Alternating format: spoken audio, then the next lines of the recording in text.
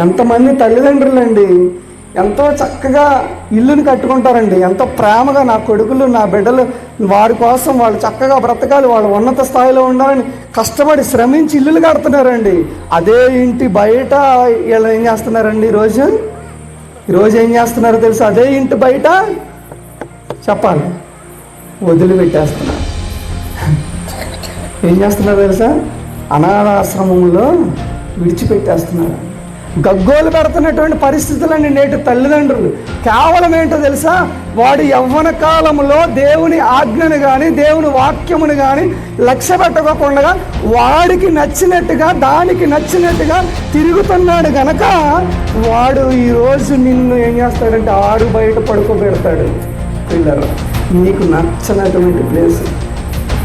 ఈరోజు నువ్వు నీ కాళ్ళు బాగున్నాయని, నీ కన్నులు బాగున్నాయని, నీ యొక్క మనసు బాగుందని, నీవు సంతోషంగా ఉన్నావని నువ్వు చక్కగా ఏసీ వేసుకుని చక్కగా ఆ డబల్ కట్ మంచం మీద హాయిగా పడుకుంటున్నావేమో. కానీ ఒకానొక రోజు నువ్వు ఎక్కడికి రావాలంటే తెలుసా? నీకు ఇష్టం లేనటువంటి ప్రదేశాన్ని.